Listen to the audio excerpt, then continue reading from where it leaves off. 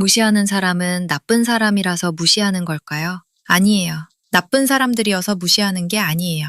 심리학적으로 보면 무시하는 사람들에게는 뚜렷한 내면의 공통 구조가 있어요. 그리고 더 중요한 건 그 사람들은 무작위로 누구나 무시하지 않아요. 무시해도 되겠다고 판단한 사람에게만 그렇게 해요. 잠깐, 여기서 한번 생각해 보세요. 내가 누군가에게 무시당하고 있다면 그 사람이 나만 그렇게 대하는 건지 아니면 주변 모두를 그렇게 대하는 건지 생각해 보세요. 만약 나한테만 유독 그런다면 오늘 이 이야기가 좀 더 와 닿을 거예요. 왜 그 사람이 나만 무시하는지, 그리고 그 사람들이 어떤 신호를 보고 나를 타겟으로 삼는지 지금부터 같이 들여다볼게요. 먼저 무시하는 사람 쪽을 들여다볼게요. 왜냐하면 내가 뭘 바꿀 수 있는지 알려면 상대가 어떤 구조로 작동하는지를 먼저 알아야 하거든요. 심리학에서는 타인을 자주 무시하는 사람들에게서 세 가지 공통된 내면 구조를 발견했어요. 첫 번째 유형은 공감 결핍형이에요. 이 사람들은 자기 말이나 행동이 상대에게 상처를 준다는 사실을 잘 인식하지 못해요.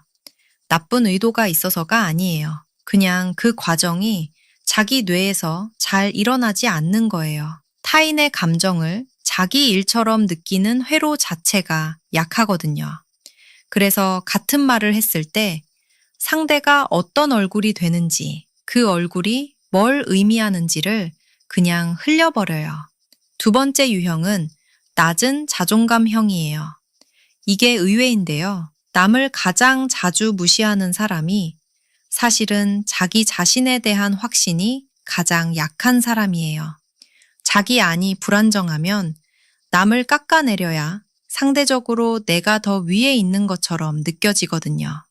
진짜 자신감이 있는 사람은 타인을 내려다볼 이유가 없어요. 그럴 필요가 없으니까요. 이게 핵심인데요. 무시하는 그 사람의 행동은 실제로는 그 사람 내면의 불안이 바깥으로 나오는 거예요. 세 번째 유형은 지배 성향형이에요. 이 사람들은 무시하는 행동을 통해 상대를 위축시키고 그 위축된 상태를 관계의 기준점으로 만들어가요. 한번 무시했을 때 상대가 아무 반응도 하지 않으면 그게 신호가 돼요. 이 사람은 내가 이렇게 대해도 되는 사람이구나 라는 신호요. 그리고 그 기준점이 자연스럽게 관계의 기본값이 돼요. 이게 왜 중요하냐면요. 이 세 유형 중 어떤 사람이든 처음부터 모든 사람을 무시하지는 않아요. 탐색을 해요. 가볍게 한마디 던져봐요. 그 사람이 어떻게 반응하는지 봐요. 선을 조금 넘어봐요. 상대가 불편한 표정을 보이는지 아니면 그냥 웃어버리는지 봐요. 이 과정이 무의식적으로 아주 자연스럽게 일어나요. 그리고 이 탐색 과정에서 내가 보내는 신호가 있어요. 그 신호들을 지금부터 하나씩 살펴볼게요. 잠깐, 여기서 한번 생각해 보세요.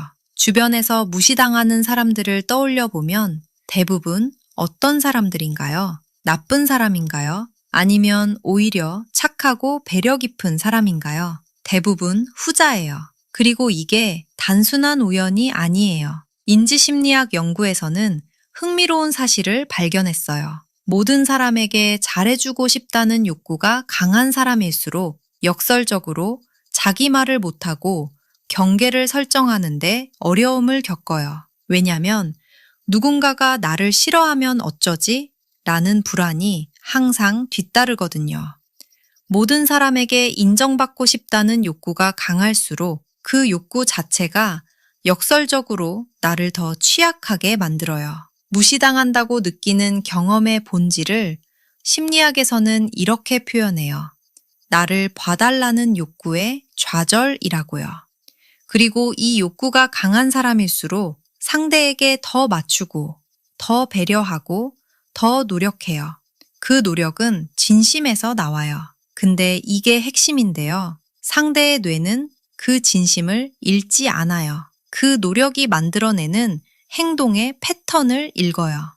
여기서 악순환이 시작돼요. 무시당한다고 느끼면 분노가 올라오는데 착한 사람들은 그 분노를 대부분 안으로 삼켜요.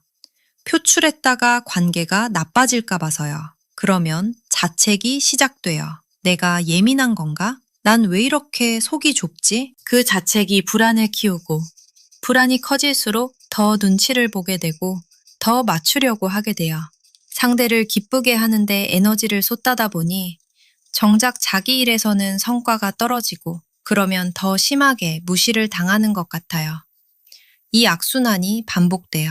좋은 사람이 더 쉽게 타겟이 되는 이유가 바로 이 구조 때문이에요. 배려와 선의 자체가 문제가 아니에요. 그 선의가 나만의 경계를 지우는 방향으로 작동하고 있을 때 그게 문제가 되는 거예요. 그리고 그 패턴이 아주 익숙한 신호들을 보내고 있어요. 상대방의 뇌는 나를 무의식적으로 스캔해요. 어떤 말을 하는지가 아니라 어떻게 행동하는지를요. 그 행동 패턴에서 읽히는 신호가 세 가지 있어요. 첫 번째 신호, 불편해도 달라지지 않는 표정. 상대가 선을 넘는 말을 했을 때 나는 어떤 표정을 지었나요? 아마 대부분의 경우 웃거나 아무렇지 않은 척 넘겼을 거예요. 배려 때문에, 분위기를 망치기 싫어서, 또는 예민한 사람처럼 보이기 싫어서요. 근데 영장류 연구에서 흥미로운 게 발견돼요. 서열이 낮은 개체는 서열이 높은 개체를 만났을 때 웃음처럼 보이는 표정을 짓고 먹이를 내밀어요. 연구자들은 이것을 복종 신호라고 불러요. 그리고 이 반응이 인간에게도 그대로 남아있어요. 불편한 순간에 웃는 것은 진화적으로 나는 당신에게 위협이 되지 않습니다. 라는 신호로 작동해요. 상대의 뇌에서 이게 어떻게 처리되는지 아시나요? 이 사람은 내 행동에 불편해하지 않는구나. 그 다음엔 자연스럽게 더 해도 되겠다는 판단이 따라오게 되어 있어요. 불편할 때 웃지 않는 것. 이게 차갑게 구는 게 아니에요. 표정이 내 상태를 그대로 반영하게 두는 것. 그것만으로 충분해요. 인위적으로 만들어내던 걸 멈추는 거예요. 두 번째 신호. 너무 많이 설명하는 것. 거절할 때 이유가 몇 개나 나오나요? 혹시 이런 경험 있으세요? 그날 일이 있어서요. 사실 몸도 좀 안 좋고, 그리고 전에도 비슷한 상황에서 힘들었거든요. 이유가 2개, 3개, 4개. 이유가 많을수록 빈틈이 생겨요. 반박의 여지가 생기고 협상의 여지가 생겨요. 그 이유 중 하나만 해결하면 되겠네.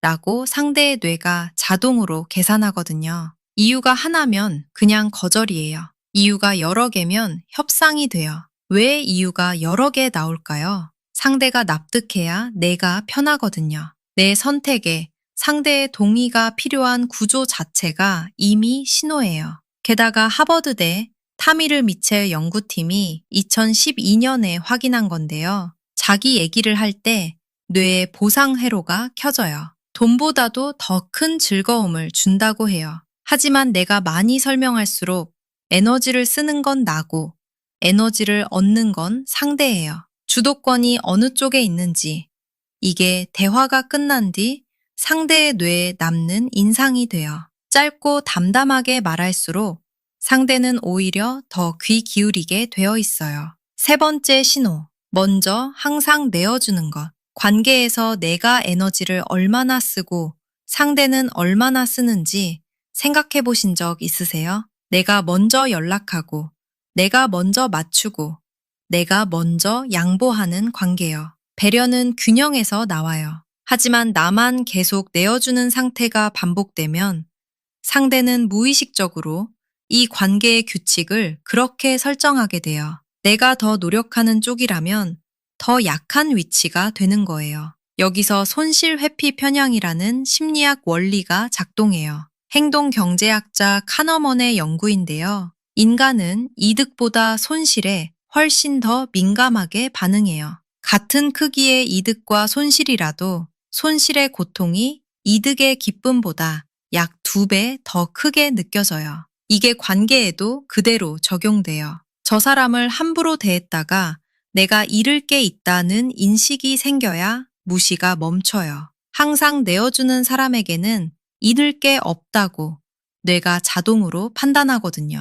잠깐, 여기서 한번 생각해 보세요. 지금 내가 누군가에게 계속 내어주고 있다면 그게 진심으로 원해서인가요? 아니면 관계가 끊길까봐 두려워서인가요? 지금까지 무시하는 사람들의 심리 구조를 바꿔 착한 사람들이 왜 타겟이 되는지를 받고 내가 모르게 보내던 신호들을 확인했어요. 이걸 아는 것만으로 이미 절반이 바뀌어요.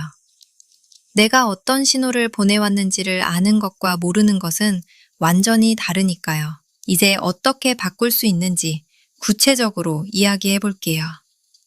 앞서 이야기한 것을 정리해 볼게요. 첫째, 불편할 때 일부러 표정 관리를 하지 마세요. 웃어야 할 것 같은 그 순간에 웃지 않는 것. 이것부터 시작하세요.